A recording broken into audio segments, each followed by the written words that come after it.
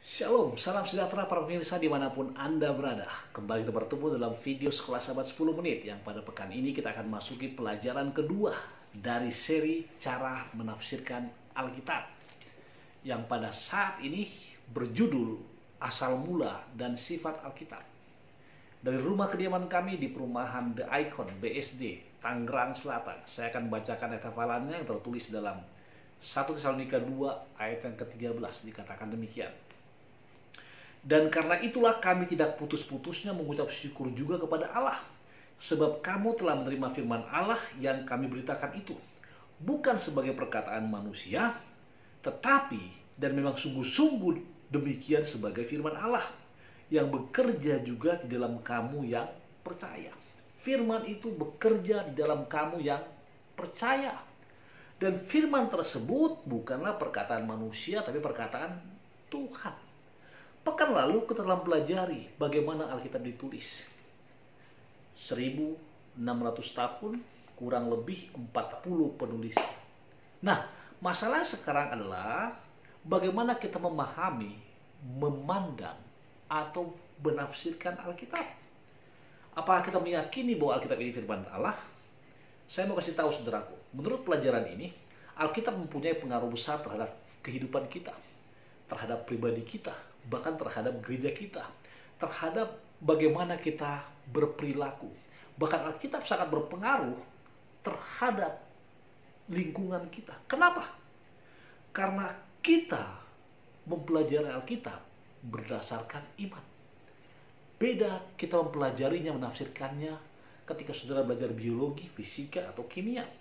Bahkan dikatakan di sini sebagai contoh, kita tidak dapat mempelajari matematika dengan metode empiris yang digunakan dalam biologi atau sosiologi.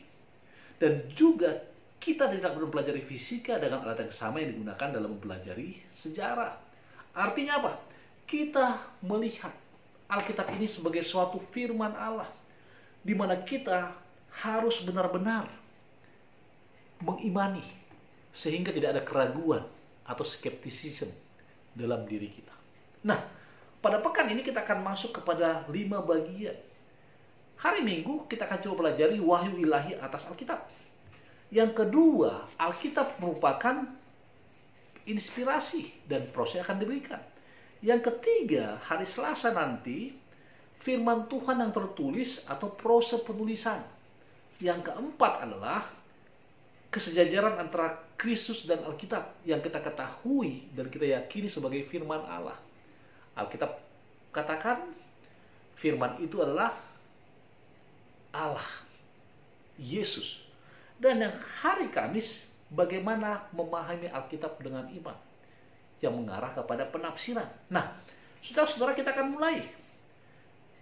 Alkitab ditulis oleh manusia, namun kita sering mengatakan itu adalah firman Allah. Mengapa?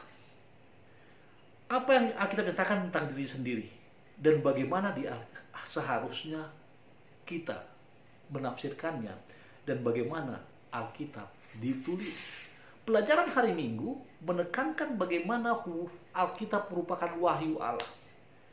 Bahkan dalam 2 Petrus 1 ayat 21 dikatakan, sebab tidak pernah nubuat dihasilkan oleh kehendak manusia, tetapi oleh dorongan Roh Kudus orang-orang berbicara atas nama Allah. Para penulis Alkitab mengklaim bahwa mereka menulis apa yang dikatakan Roh dan bukan pemikiran mereka sendiri. Bahkan, saudara-saudaraku, Allah menggunakan para penulis Alkitab untuk menunjukkan rencananya bagi kita. Di dalam Amos 3 ayat yang ke-7, Dia mengungkapkan dirinya melalui mereka. Instruksi dan nasihat Alkitab diberikan oleh Allah sehingga hal itu dapat dipercaya dengan benar. Dan juga, saudara-saudaraku, kita membutuhkan pertolongan Roh Kudus untuk menerapkan dalam hidup kita apa yang telah firman Allah nyatakan. Bahkan menurut Rasul Paulus dalam pelajaran Sekolah Sahabat, paragraf ke-3, bagian pertama dikatakan begini. Menurut Rasul Paulus, penafsiran firman yang diwahyukan Tuhan bukanlah tentang pendapat kita sendiri. Kita membutuhkan firman Tuhan dan Roh Kudus untuk mengerti maknanya dengan benar. Artinya apa, saudara? Alkitab yang bermanfaat untuk mengajar, untuk menyatakan kesalahan, untuk memperbaiki kelakuan, dan untuk mendidik orang dalam kebenaran. Dengan membaca Alkitab, kita belajar bagaimana Allah ingin, Allah mau kita hidup.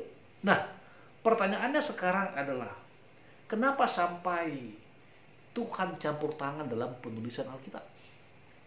Ingat, segala tulisan yang ada di dalamnya diilhamkan oleh Allah.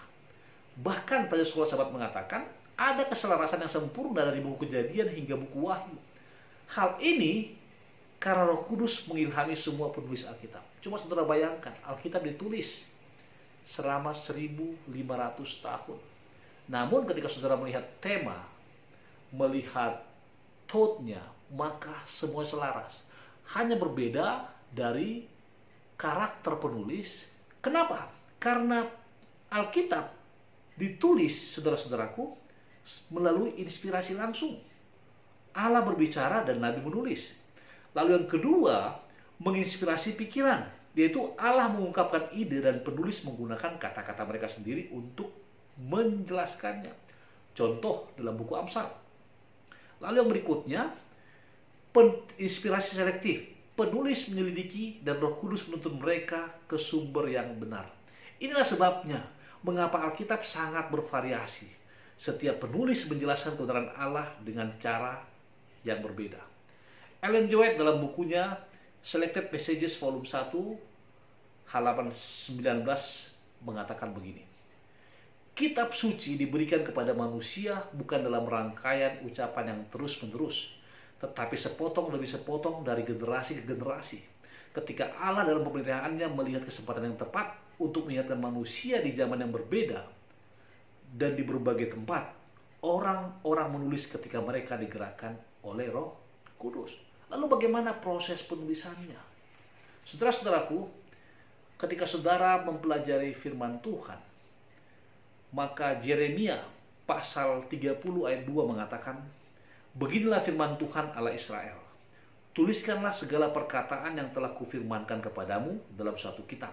Nah, mengapa Allah ingin agar firman-Nya ditulis? Apakah keunggulan dari perkabaran tertulis tersebut? Kalau saudara baca-baca sekolah sahabat, maka firman Tuhan tertulis untuk sulit untuk melupakan apa yang Anda baca. Yang berikutnya, Anda dapat membahasnya dan menghafalnya. Lalu yang ketiga, tulisan tersebut dapat disimpan, bahkan dapat disalin berkali-kali. Ketika ditulis atau firman Tuhan ini tertulis pada hari Selasa, banyak orang dapat membacanya, bahkan dapat dibaca di tempat yang jauh. Yang berikutnya, tahan lama, dapat dibaca oleh generasi mendatang. Bahkan mereka yang tidak membaca dapat mendengar pekabaran dari orang lain yang membacakannya, yang merupakan tugas kita.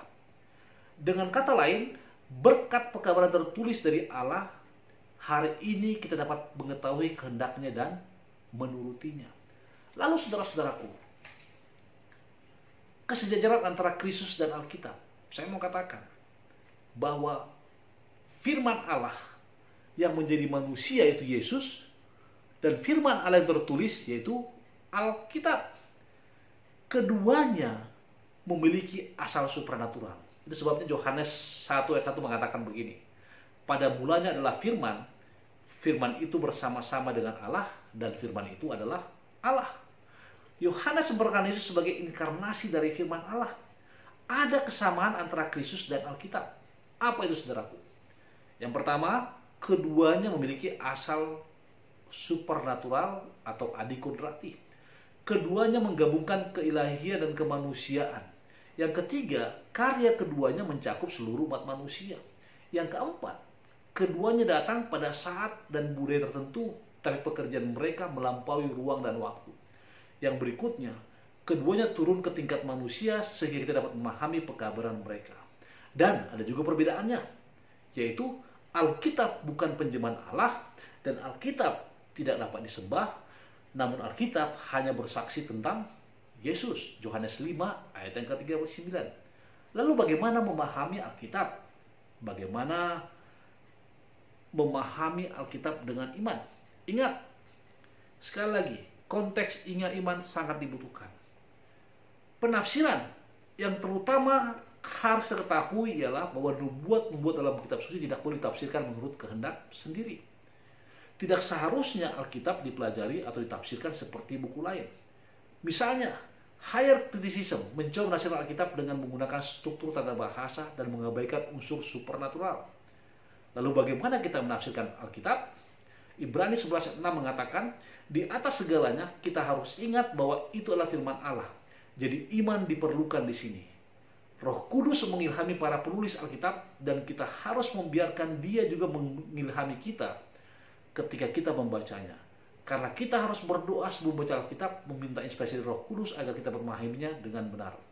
Dalam Fundamental Belief of Seventh-day Adventists dikatakan begini, kitab suci Perjanjian Lama dan Perjanjian Baru adalah sabda Allah yang tersurat. Oleh ilham ilahi diberikan melalui orang-orang kudus yang berbicara dan menulis sementara mereka digerakkan oleh Roh Kudus. Dalam kitab ini, Allah menyampaikan kepada manusia pengetahuan tentang keselamatan. Kitab suci adalah pernyataan kehendak Allah. Kitab suci merupakan standar tabiat, ujian pengalaman, pengungkap doktrin-doktrin yang berwenang dan catatan yang dapat dipercayakan perbuatan Allah dalam sejarah. Dengan kata lain apa, saudaraku? Alkitab merupakan firman Tuhan yang hidup. Dan Ellen G. White sebagai kesimpulan menulis dalam Christ Object Lesson halaman 39 begini. Suatu pengetahuan dari kebenaran itu tidak bergantung begitu banyak atas kecakapan pikiran seperti di atas kemurnian maksud, kesederhanaan dari iman yang ikhlas dan takluk. Bagi mereka yang di dalam kerendahan hatinya mencari tuntutan ilahi, malaikat Allah datang dekat. Roh Kudus diberikan untuk membuka di hadapan mereka permata-permata kebenaran yang melimpah. Dengan kata lain, Alkitab merupakan firman Tuhan. Walaupun Alkitab sangat penting bagi iman kita, namun hal itu saja tidak akan memiliki nilai rohani apa-apa jika tidak ada pengaruh Roh Kudus dalam hati dan pikiran sementara kita membacanya dalam pelajari Alkitab. Jadi saudara-saudaraku, ketika saudara mempelajari firman Tuhan, Alkitab, minta kehadiran Roh Kudus. Kenapa? Tanpa kehadiran Roh Kudus, kita akan susah untuk mengertinya.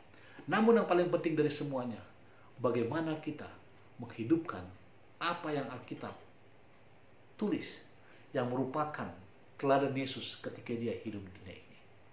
Jadi, mari kita terus belajar Alkitab. Mari kita terus minta Roh Kudus hadir dalam pikiran kita, dalam hati kita, sehingga firman Tuhan ini akan bisa berkuasa dalam diri kita. Tuhan berkati kita sama-sama tunduk kepala dan berdoa.